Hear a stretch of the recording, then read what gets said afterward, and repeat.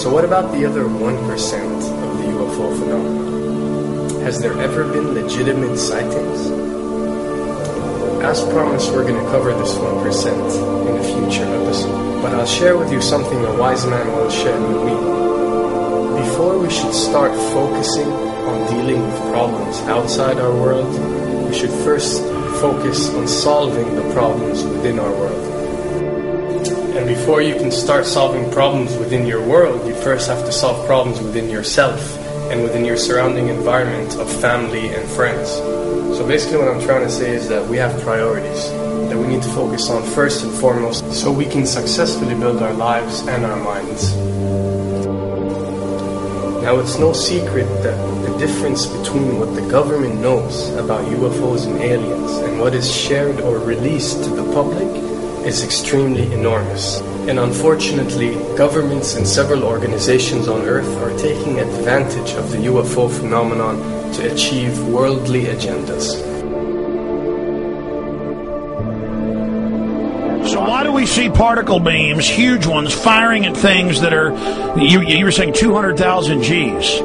Yep. I mean, go over that. Well, because I think it's part of a test for if there are bad guys out there. Or maybe they're doing preparations for faction. We may be looking at more than one faction.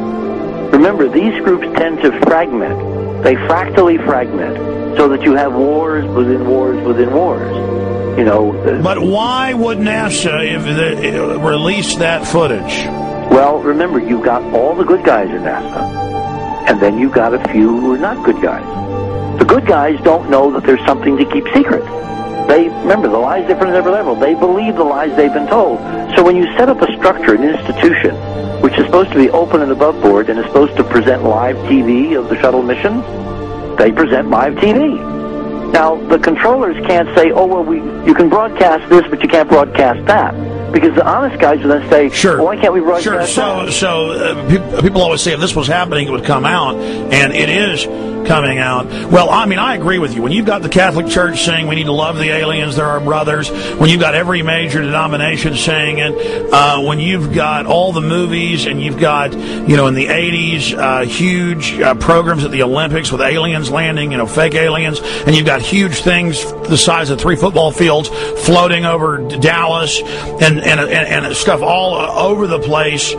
Something's going on, and then I read government documents about fake extraterrestrial landings. Any of this. Why? I mean, you believe it's fake. Remember Operation Northwoods? Yes. Okay. Or we can go to the, September 11th. Governments do huge, big things to sway populations at key nodal points in history. They love hoaxes. Yeah, well, they manufacture history is what it is. We are building, all my UFO friends, I need to shake them because they're so, frankly, they're extremely naive, Alex. They really believe we're building toward disclosure. I believe we're building toward a mass, carefully manufactured, fake event where ETs, who are really humans, who are really part of this secret clique, who are probably Nazis, who have developed or perfected their technology from World War II, which is why you've got to get, Joseph on.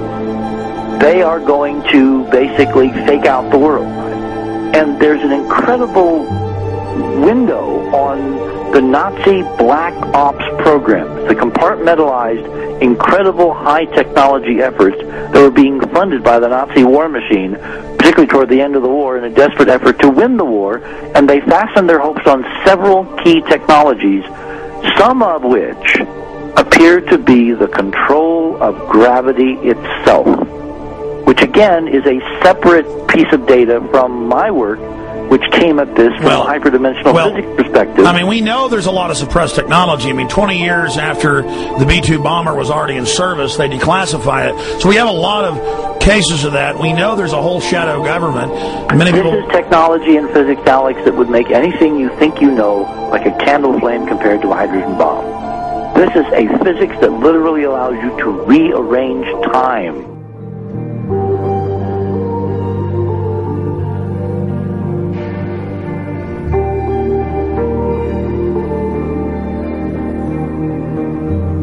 But I mean, imagine you've got all these compartments in these pyramids within pyramids of compartmentalization. That's why that's the New World Order symbol. And we don't know what they've got because they are so secret. We know they lie so much. We just know it's advanced. Mainline scientists say they're 30 years advanced. So Richard C. Hoagland, what I'm saying to you is, I'm entertaining what you're saying. I respect you. I think you're a great guy.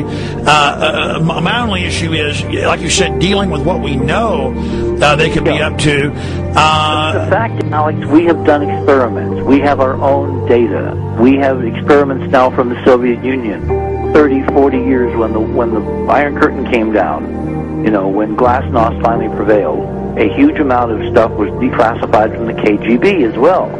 And we now have put this data together. We not only know what the physics is, we know what it can do, we know what it's based on, we know how to make it work. We've seen in our own experiments ample evidence. We've seen experiments across the American landscape and even in Europe that vindicate various parts of this. And the latest thing I'm working on, it looks like von Braun himself was deeply involved in some of this early physics experimentation, but they're keeping all the good stuff for themselves. The reason is that if we got access to the good stuff, if we got access to the technologies, the energy, we wouldn't be worried about $4, $5 a gallon gas or $10 a gallon gas. We would live like people are supposed to live, all 6 billion of us who could live lightly on the earth, Alex, with this technology. And live longer.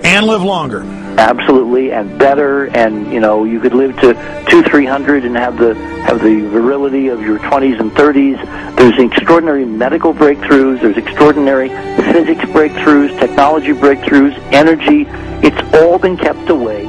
Think about it. We're already on a planet hurtling through space, all these wonders around you, and you've been taught it's bizarre to question, and that's because there's so many kooks in the alternative movement who do talk about ridiculous, Hollywood-style green men, instead of really looking at the shadow government and all these crazy secret societies that are admittedly running NASA and the shadow government. Now, ladies and gentlemen, during this talk that I'm going to give you, I'm going to explain to you the history of this phenomenon, who the secret government really is, and I will name them by name, beginning group, the study group. I will tell you who they are today. I'm going to tell you what this is all about. I'm going to tell you who's selling drugs to your children, and I'm going to tell you why the United States government is afraid for you to find out what the truth is regarding UFOs.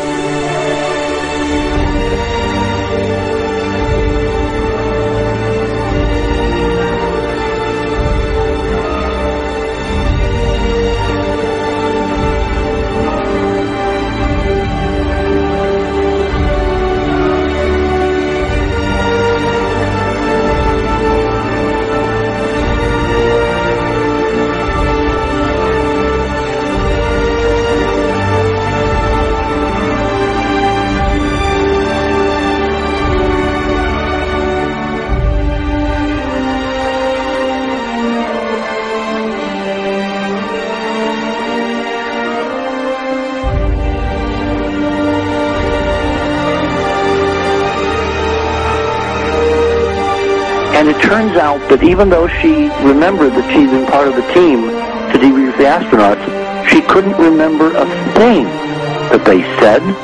She couldn't remember why she no longer was working with NASA.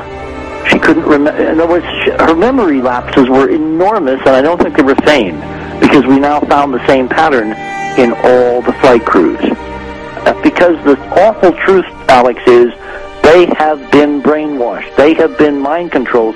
They have had a technology, a very sophisticated technology, which took away the real missions that they experienced.